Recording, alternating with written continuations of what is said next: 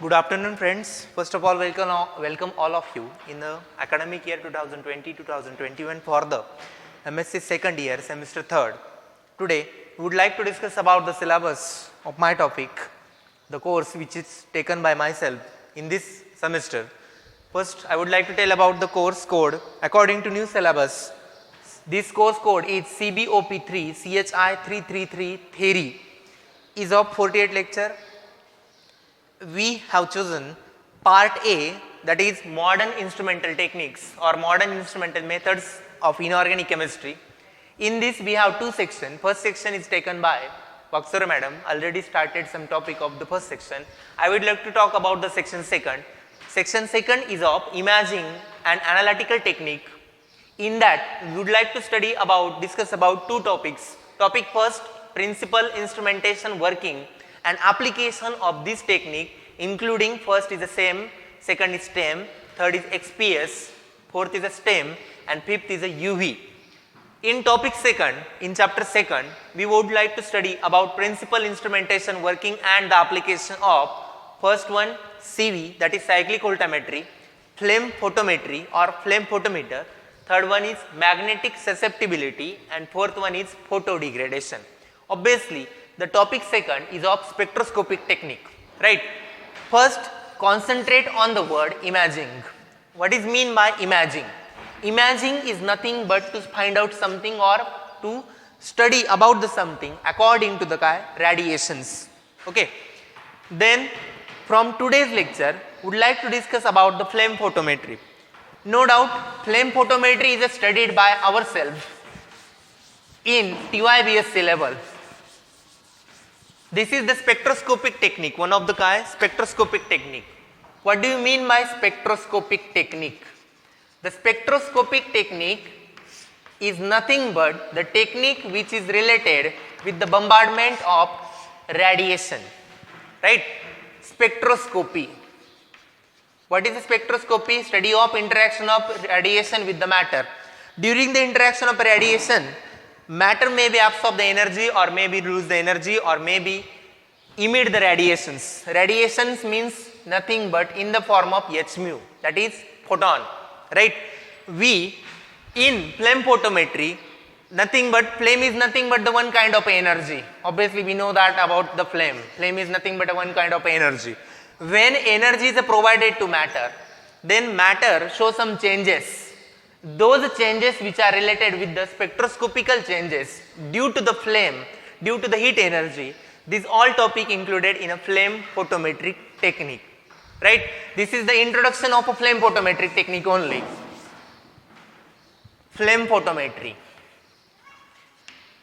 According to this our syllabus, we would like to discuss about the principle, which points you should have to cover during the discussion. Principle, working, instrumentation, and last one is application. No doubt both application, one is qualitative and second application of course a quantitative application, right? Both applications should be considered. One is a qualitative application and second one is a quantitative application. Concentrate first of all principle, right? What is the principle of a flame photometry? In the flame photometric technique, the word flame photometry involves two kinds of word. One is a flame, second one is a photo and third one is a metry. Flame means it is one kind of energy or heat energy. Photo means related with the radiation and metry means measurement, right one? The radiations because of a flame energy are considered or measured for the analysis purpose. This is the one of the most important basic principle of the flame photometry. According to analytical chemistry, what is the principle of flame photometry? In flame photometry, this technique obviously related with the first and second column of the periodic table, that is alkali and alkaline earth metal, including sodium, potassium, strontium, okay, sodium, potassium, strontium. Obviously first and second column Also, some transition metal like copper, ferrous can also be studied by using the flame photometry. Right one? What is the principle of flame photometry? In the flame photometry, the solution of maybe one or two or a mixture of these metal salts, the metallic salt solution of analyte, metallic salt solution of analyte is introduced inside the flame, inside the hot flame. Obviously, flame is hot. When this metallic salt solution of the analyte, it may be sodium, it may be potassium, it may be strontium, it may be barium, it may be copper, it may be ferrous, etc. The solution, analyte in the form of a solution is aspirated inside the flame. Then solvent is vaporized. Solvent is vaporized. Because of vaporization of a solvent, the solid residue remains in the flame. Solid residue remains inside the flame. When energy from the flame is absorbed by this solid residue, they are converted into the neutral atoms in gaseous state, no doubt. Right? They are converted into the neutral atoms in a gaseous state. These neutral atoms in a gaseous state absorb the energy from the flame. Some of the neutral atom which absorb energy from the flame goes to the excited state from the ground state by absorption of energy. Suppose this one is a ground state, consider E0 level of energy, E0 amount of energy, and this one is the first excited state, that is E1 amount of energy. When the neutral atom, not all the atoms but few of or some atoms absorb the energy from the flame in gaseous state, absorb the energy and goes to the first excited state. Obviously, first excited state or excited state is unstable, and these atoms come back to the ground state by emitting the radiation. That means some atom goes to the excited state. Some atom goes to the excited state. This excited state is unstable and emit the energy. Energy is emitted in the form of radiation, or you can say that in the form of photon, h mu, right one? And these atoms come to the ground state, okay, by emitting the radiation of h mu amount of energy. Okay, this h mu amount of energy is measured, okay, that is E2 minus E1. I am writing here E2 minus E1, you can say that this is h mu, right one? That is delta E is equal to h nu. This h is a Planck's constant, and this mu is nothing but the frequency, right one? Then you can say that what is the frequency? Frequency of emitted radiations. Okay, velocity of light is equal to c upon a lambda. Okay, velocity of light is equal to c upon a lambda, or you can say that frequency is equal to c upon a lambda. Then you can equate these two equations. Delta E is equal to h, instead of this nu you can write here c upon a lambda. Okay, so we get the formula delta E is equal to hc upon a lambda. Okay, delta E is equal to hc upon a lambda. What is delta E? Delta E is nothing but E2 minus E1. The difference between the energy of two level is equal to hc upon a lambda. And if you are interested in the wavelength, that is lambda, then lambda is equal to hc upon E2 minus E1. This we get a formula which is related with the wavelength of emitted radiation. What is lambda?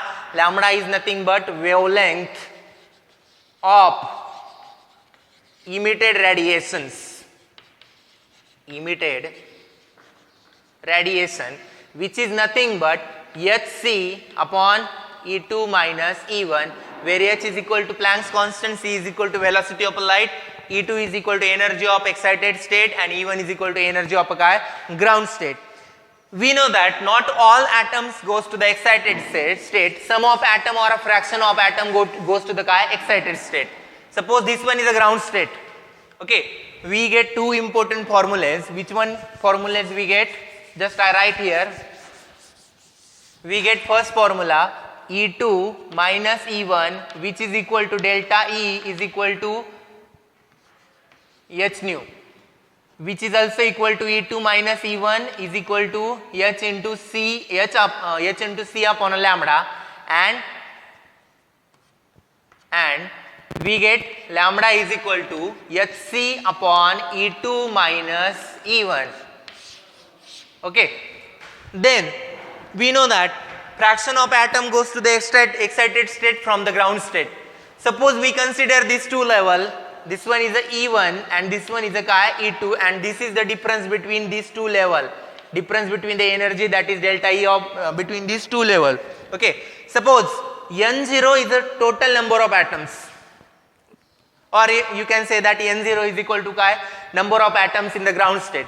Suppose N star, not all atoms, some amount of or some atom goes to the excited state by absorption of energy in the flame or because of flame.